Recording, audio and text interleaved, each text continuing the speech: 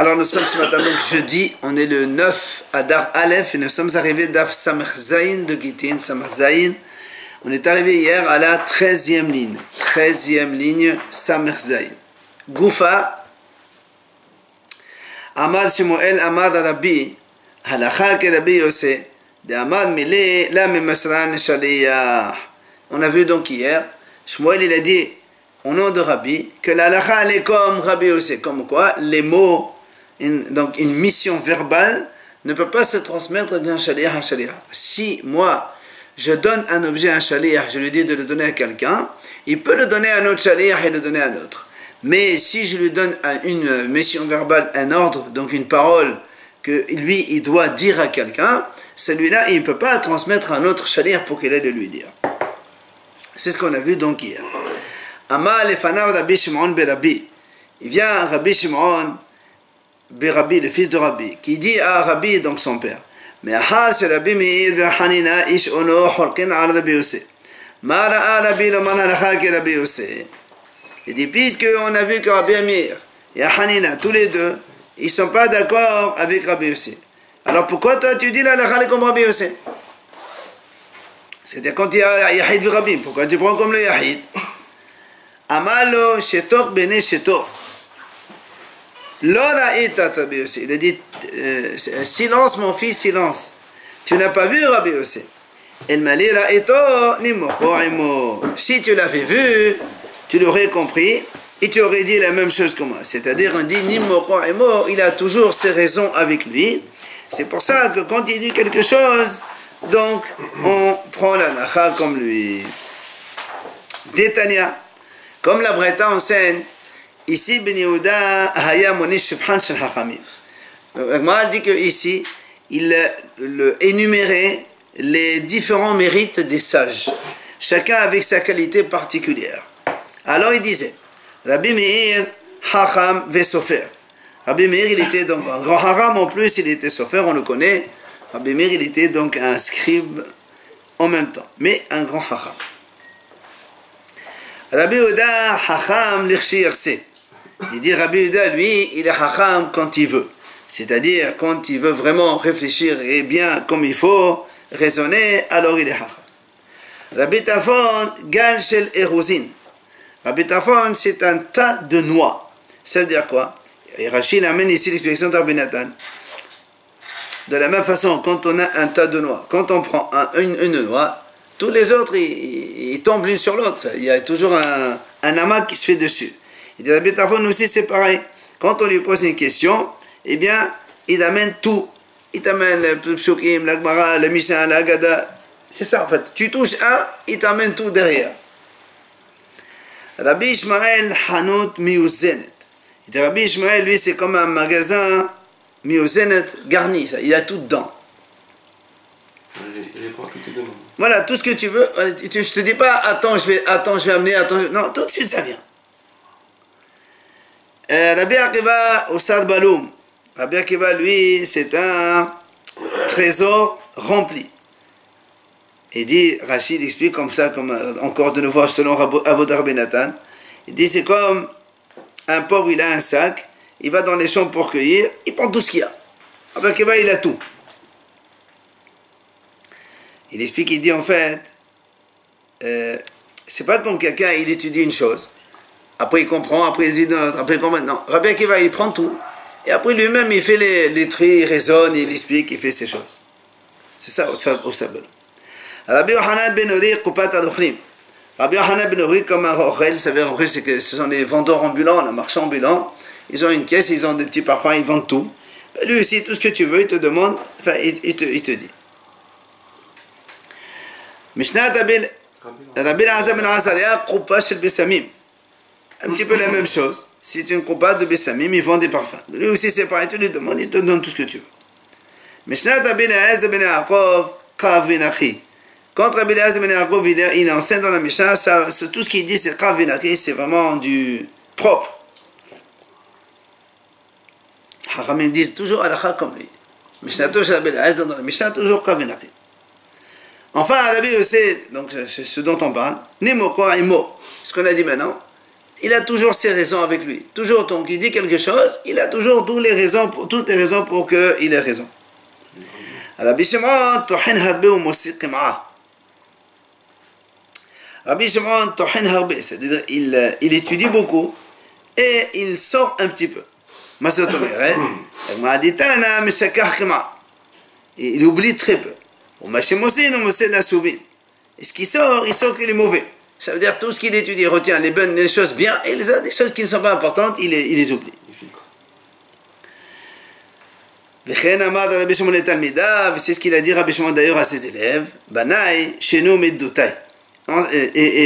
Étudiez mes middot. Car lui, il a tout ça appris de son maître Rabbi Akiva.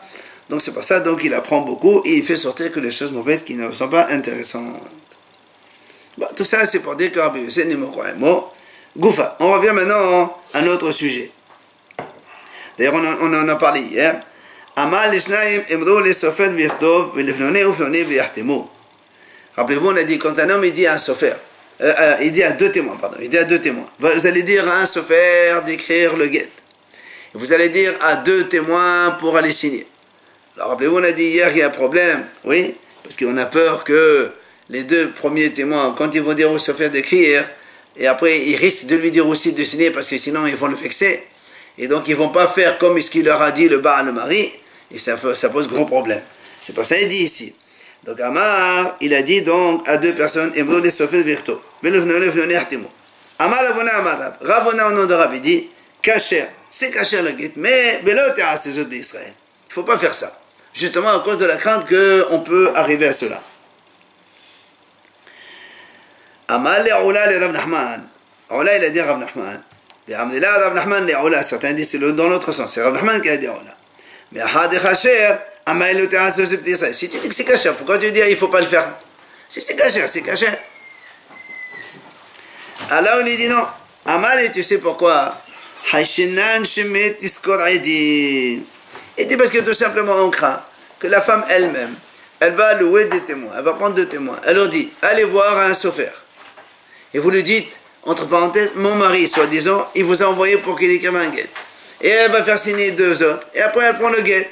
Et en fait elle croit qu'elle est divorcée, mais elle n'est pas divorcée parce qu'elle n'a pas reçu d'ordre de son mari. C'est elle qui les a trichés.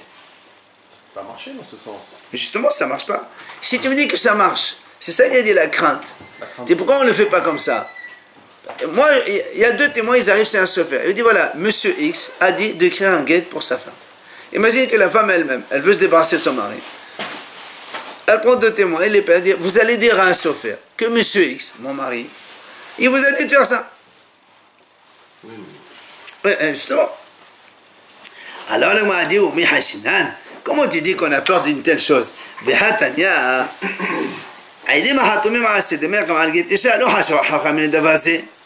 Et donc m'a dit comment? Il y a une brève importante qui dit quand il y a deux témoins qui sont signés donc dans un star, que ce soit donc pour un chant ou pour une guette d'une femme, on ne craint pas peut-être que c'est la femme qui a fait ça. Haram, il n'y a pas de crainte. C'est-à-dire que, imagine, une femme aussi, elle peut prendre deux témoins, elle leur dit vous allez voir un sofer, il écrit un guide, vous le signez. Alors, elle a dit on ne craint pas ça. Les témoins, ils ne s'écoutent pas la femme peut-être. Elle peut les acheter. Alors il m'a dit donc on ne craint pas. Alors moi elle répond il y a une différence. Ma'aseh la'avde. Debola ka'am. Elle m'a dit c'est vrai. Faire une action, les témoins ils font pas. Une action fausse. Comme ici. Elle leur dit allez voir un sofer, vous lui dites d'écrire, vous signez. Ça ils vont pas le faire. Mais Amira dire c'est un problème. Il dit à un sofer tu sais, elle leur dit à deux messieurs, voilà mon mari l'a dit. Ils peuvent le croire. Tu dis à un sofer d'écrire le guet. Donc eux, ils vont juste dire à un sofer d'écrire. Ils ne vont pas rien faire.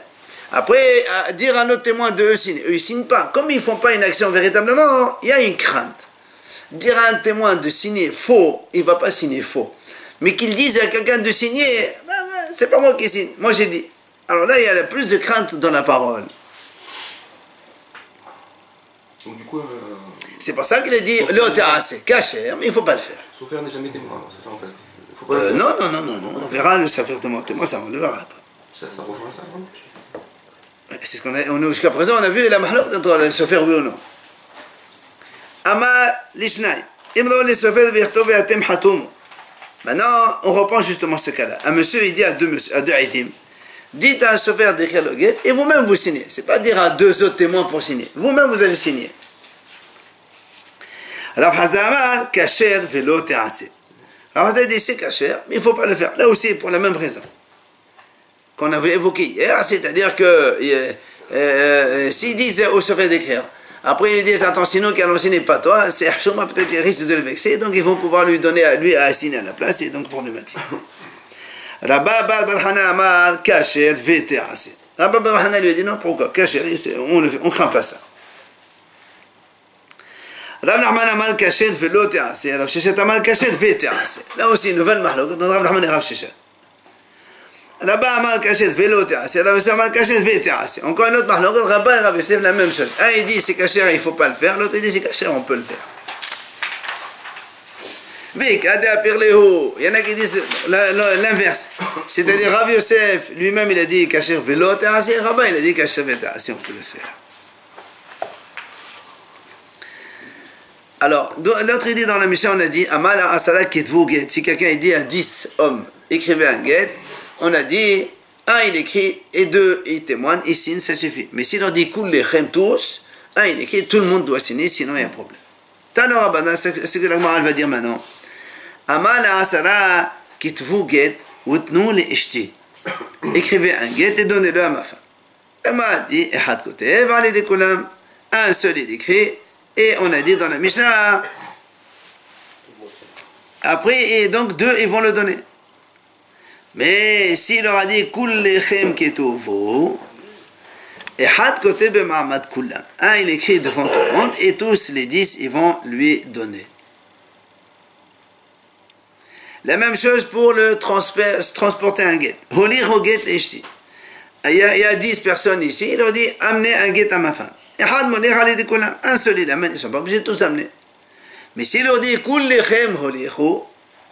s'il leur dit tous vous allez amener, ça veut dire donc un seul il amène, mais tout le monde doit donc être présent, puisque il aura dit vous tous. Présent quand tu lui donnes, c'est ça? Exactement. Et bien elle est où? Là on m'a posé une question. Mana otan ma'u.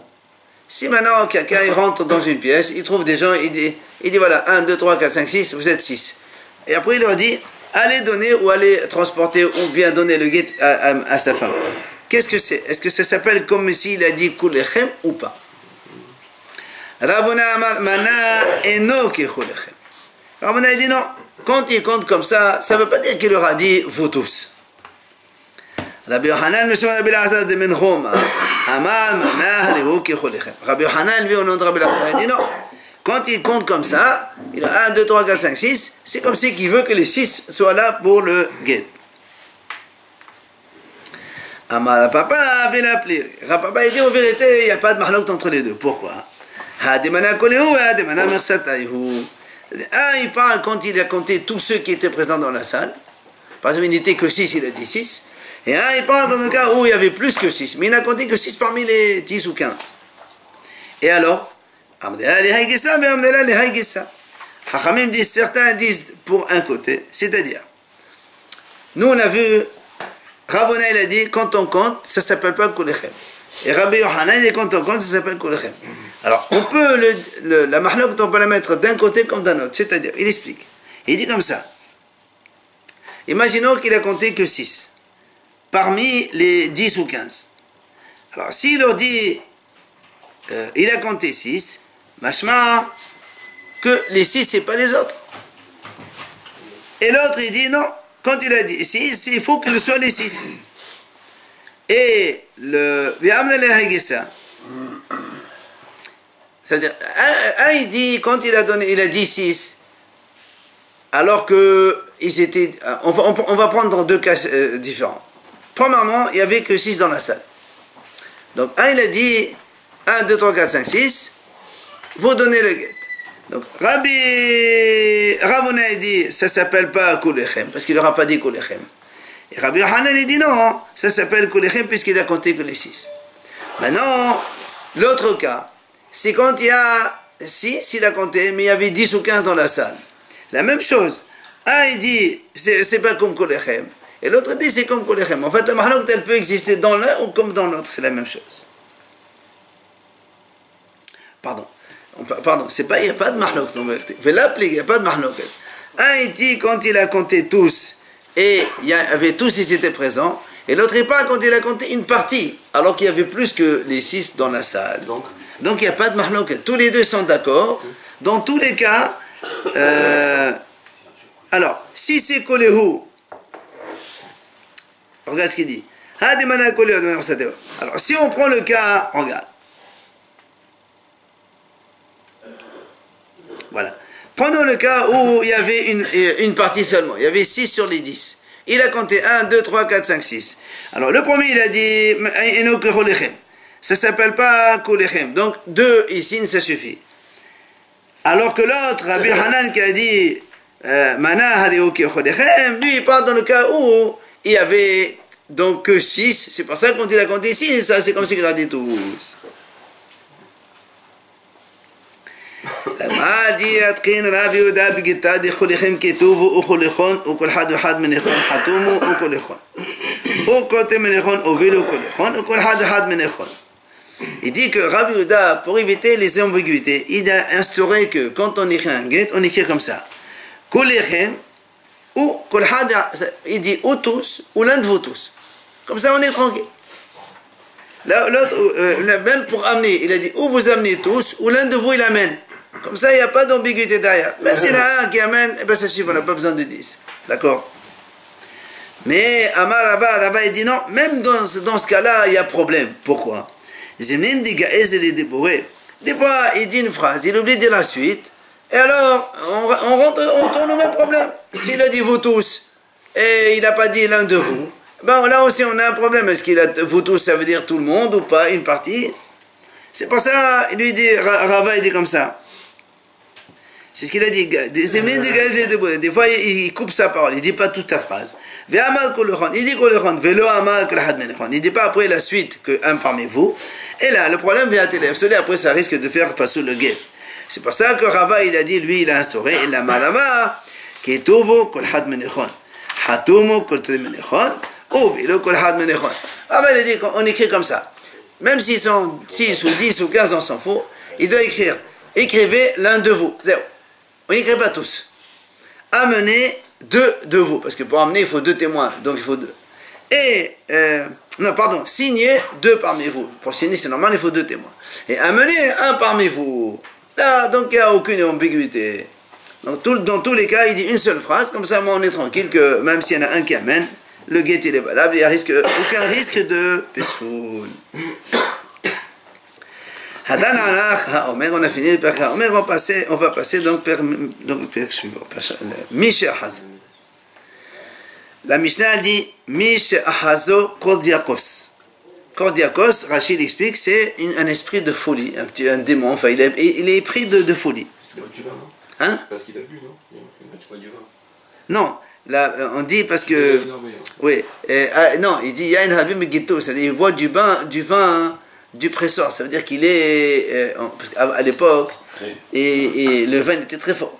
Il fallait le couper avec 3 fois de volume d'eau. Et lui, il boit directement comme ça. Alors, donc, il devient fou. Fou carrément. C'est ça ce qu'il dit. Ahazokot d'Arbos. Ve'amar kitvu get le'ishti. Et il dit, dans cet état-là, il dit écrivez un get à sa femme. La Mishnah dit, là, Amar Kilou. Sa parole, elle ne vaut rien. Amar kitvu get le'ishti ve'ahazokot d'Arbos ve'ahazar ve'amalu. Tertevenno en de valaha nim Kilou. Si maintenant, au contraire, un homme, il a dit écrivez un get à sa femme dans un état normal. Après, il est devenu fou, un peu comme ça. Il leur a dit non, n'écrivez pas. Ben, cette parole-là, elle ne vaut rien non plus. Donc, comme l'ordre premier, il était dans un état où il était donc sain, alors on écrit le get et on le donne. Deuxième cas, Nishtata, un homme, il est devenu muet, il ne peut plus parler. Ben, Amroulo, ils lui ont dit, Nechtov get l'ishtecha, est-ce qu'on écrit un get à ta femme? Ve'elkin belosho, il a fait un signe de sa tête, oui, comme ça. Alors, qu'est-ce qu'on fait? La Mishnah dit, Botkin oto shilosha peramim. On le teste 3 fois sur un autre sujet.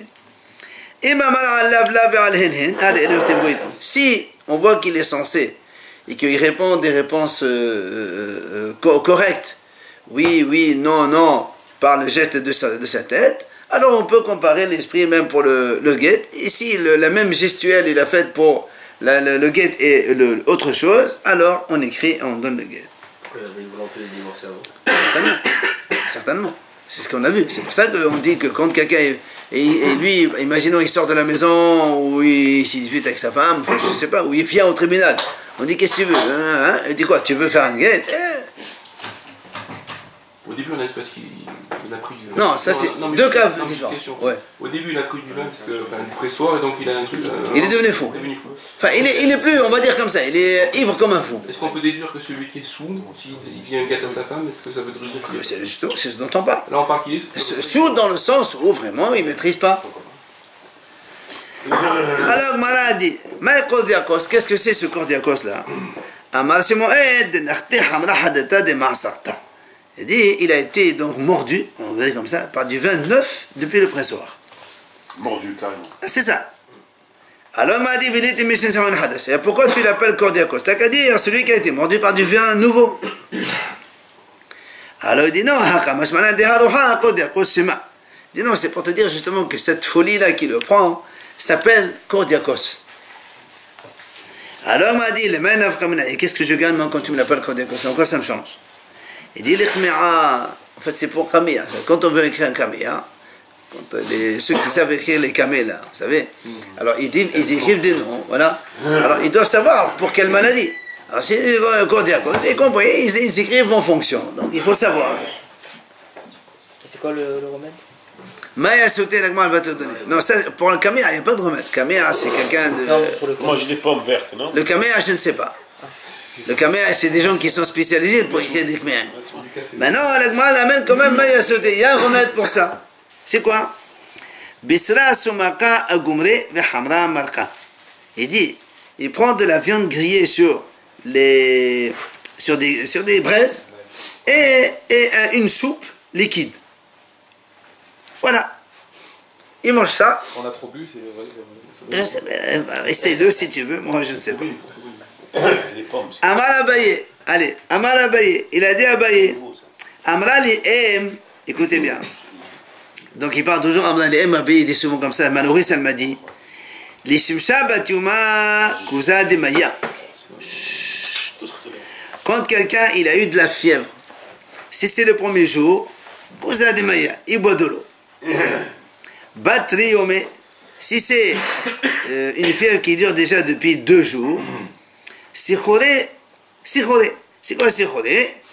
Rachid dit, il fait une saignée à l'époque. Bat la tayome, si maintenant la fièvre dure depuis 3 jours, besara sumaka agumne vehamra marka. Il fait la même chose qu'on a dit pour cet esprit-là, c'est-à-dire il prend de la viande grillée sur des braises avec une soupe liquide. Maintenant, si quelqu'un il a une fièvre très ancienne, déjà plus de 3 jours, alors comment il fait? Il dit, regardez ce qu'il fait. Il achète une poule noire. Il la coupe, comme ça on croit. D'accord?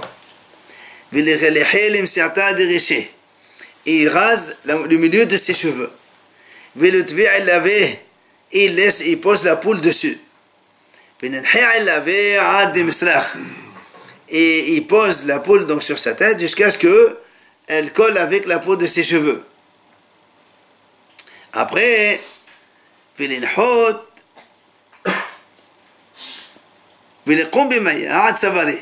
après lui il va aller, il rentre dans l'eau jusqu'au cou, il rentre dans un bain ou un mikvé ou je sais pas.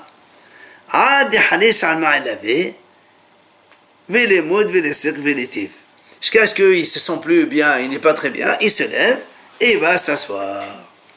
Voilà ce qu'il doit faire. De l'eau chaude ou froide? Froide. Il y a marqué de l'eau froide? Il n'y a rien marqué chez moi. Il va donc nager dans cette eau-là, il va rester un peu baigné dans cette eau, après il est guéri. Mais là, maintenant si ça ne marche pas ce truc-là, les chol karté, il va manger des poireaux.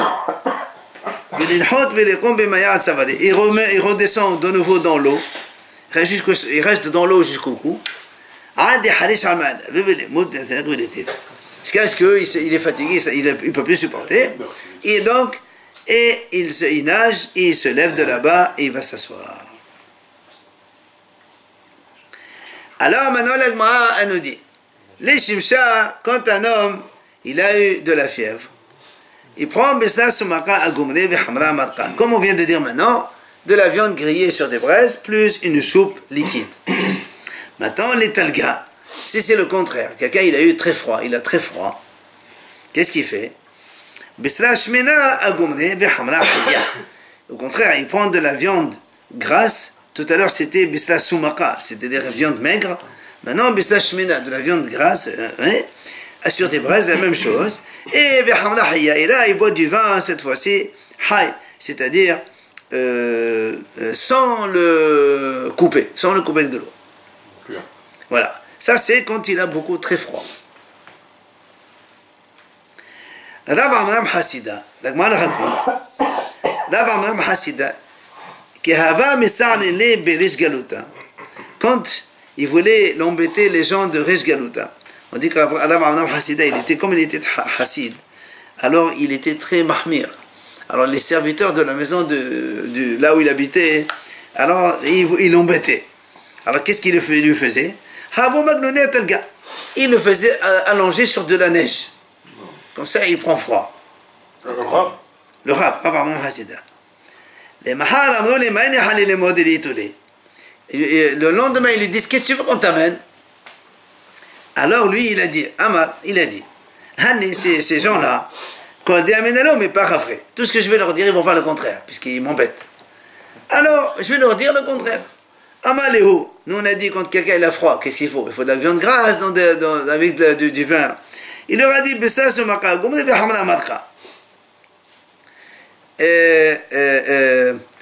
leur a dit le contraire, ce qui doit amener pour de la fièvre, c'est-à-dire de la viande maigre grillée, plus du vin très très coupé. J'ai dit tout à l'heure une soupe, c'est pas une soupe, non, c'est pas une soupe, c'est du vin très très coupé, enfin beaucoup d'eau. Et là, eux, quand ils ont entendu ça, qu'est-ce qu'ils vont faire? Ils vont amener le contraire. Ils vont amener de la viande grasse avec du vin non coupé. Et c'est ce qu'il faut pour lui, puisque lui, il a froid. C'est ce qu'on a dit, la Gemara dit. Ils l'ont amené, de la viande grasse, grillée sur des braises. Et donc du vin non coupé. Et c'est comme ça qu'il a guéri. Shama Yalta. Yalta, c'était la femme de Rav Nachman. Elle a entendu que les serviteurs, ils embêtaient ce fameux Rav Amram Hassida.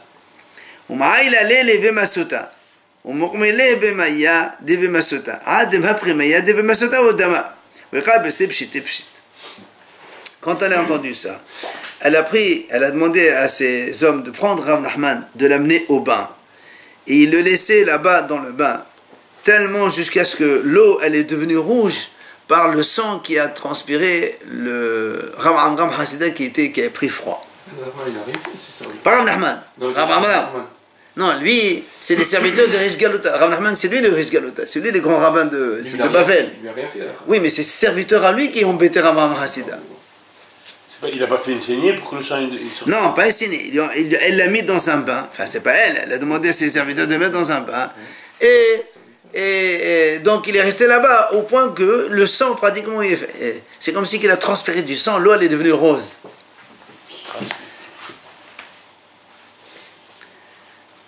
Rav Yosef Asak Berihaya. Rav Yosef, lui, quand il avait froid, qu'est-ce qu'il faisait? Il faisait tourner la meule. Du sport, comme ça il chauffe. Rav Sheshat, Rav Sheshat, lui, qu'est-ce qu'il faisait? Il travaillait dans le bois. Chishuré, c'est les poutres. Il transportait du bois. Quand tu transportes des choses lourdes, après il fait la physique. Il a dit, c'est bien que le travail, ça réchauffe celui qui travaille. Hein? Comme on dit. Amal et Rish Galuta. Alors Rish Galuta, donc apparemment c'est Rav Nachman. Il a dit à Rav Sheshat, pourquoi tu ne manges pas chez nous? Pourquoi je t'invite, tu ne veux pas manger chez moi?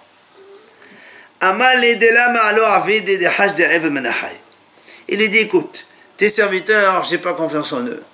Ils peuvent me faire manger Evel Menachai, c'est-à-dire de la viande prise d'un animal non égorgé. Amal mihimot. Il dit, qui a dit ça? Pourquoi comme ça, tu les accuses? Amal hajta mahvinalar. Il dit, voilà, je vais te montrer. On se met à table. Amal Elishamay, Rav Shishat, il a dit à son serviteur, Zid genouf, aitele hadak al amehayuta. Ils ont égorgé un agneau, un animal pour pouvoir le repas. Il dit, va me voler un pied. Un pied de l'agneau. Vole. Il a volé. Il a donné à Rav Shishat. Quand ils ont fini de préparer le repas, Rav Shishat, il a dit au serviteur, amenez-moi l'animal, je veux le voir. L'animal, le cou, le truc, ça, et les 4 pattes.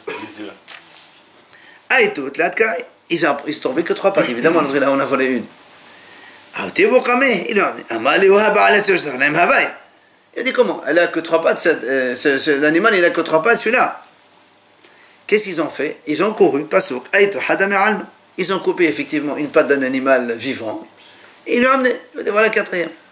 Des serviteurs du Rav, ça? Du Rav, oui. Au Tibo quand même. Des juifs, tout ça. Oui. Enfin, je ne sais pas si c'est des juifs, pas des juifs, mais en tout cas, voilà.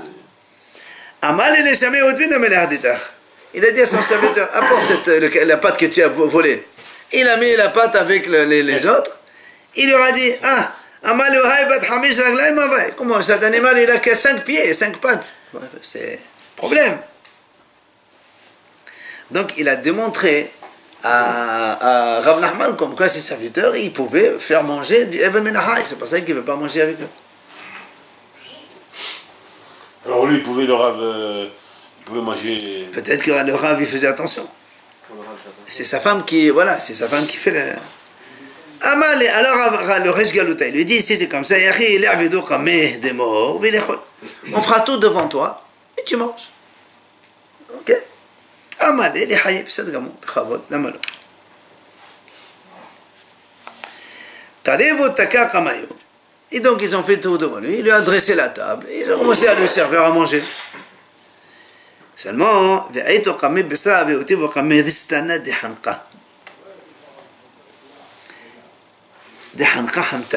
il dit, quand il a amené la viande, il lui a amené un morceau de viande dans lequel il y avait un os d'os à l'intérieur. Rav Shishat, il était aveugle, il ne voyait pas. Ah oui.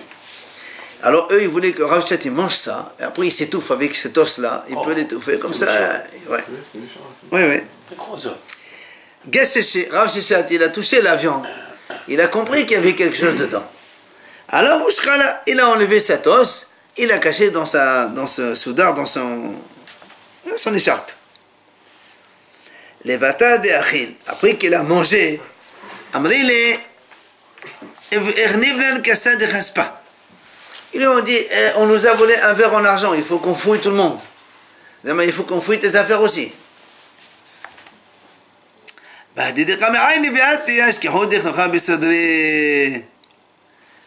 Quand ils ont fouillé ses habits, ils ont vu justement que le morceau de viande avec l'os, il était caché dans son écharpe. Ils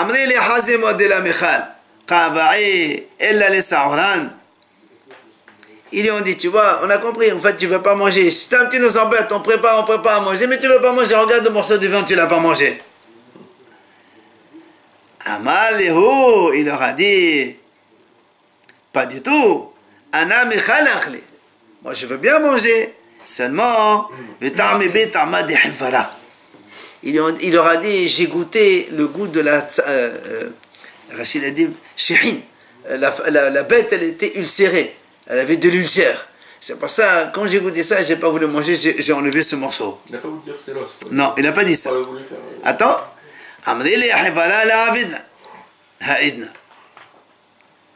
Ils ont dit, jamais d'avis, nous on n'a pas fait égorger un animal qui avait de l'ulcère.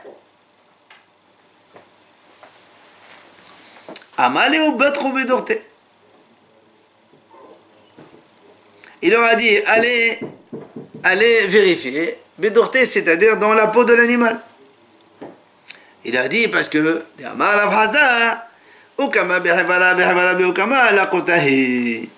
Rafazé dit comme ça, quand la peau de l'agneau elle est blanche et tu trouves une tache noire, ça veut dire qu'il y a un problème, c'est ça l'ulcère.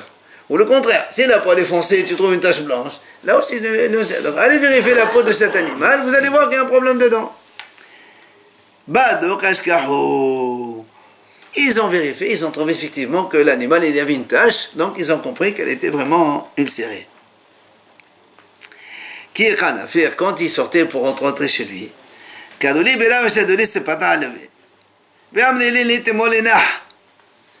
ils lui ont creusé un trou, ils ont mis un tapis dessus.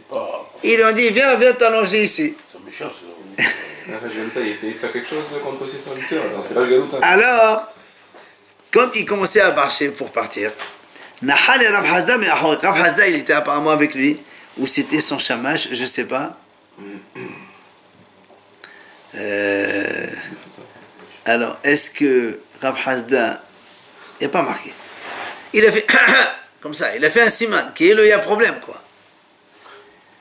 Rav Sheshat, il a dit à un des enfants qui étaient là-bas dans la maison, est-ce que tu as un pasouk, s'il te plaît? Qu'est-ce que tu as lu comme verset de Torah? Amal, il lui a cité le pasouk comme ça, dans Shmuel là-bas, à propos de Avner avec Asael, tout ça. Vas-y, à droite ou à gauche? Amal, il est shamay, il a dit Rav Sheshat à son serviteur, qu'est-ce que tu vois là, dans la route où on va marcher là? Amal, c'est peut-être, je vois un tapis. Un tapis, Amal, hadad minna. Il dit, ne marche pas dessus. À droite ou à gauche, vas-y, ne marche pas dessus. Le Vata de la Far, quand il est sorti, Amal et Rav Hasda, Mina Bayada Amor. Rav Hasda dit, d'où tu as compris qu'il y avait ils t'ont fait un piège? Amal et Hada, d'abord, toi-même, tu m'as fait un simon. Comme ça, j'ai compris qu'il y a quelque chose. Oh, t'es pas sarné, le Rav Soura. Et en plus, l'enfant, il m'a dit un passo comme quoi il fallait à droite ou à gauche. Il a dit en plus, ces serviteurs-là, je savais qu'ils étaient un peu problématiques, donc je ne faisais pas confiance. C'est pour ça qu'il a donc trouvé la solution. Là, tu l'invites avec des serviteurs comme ça?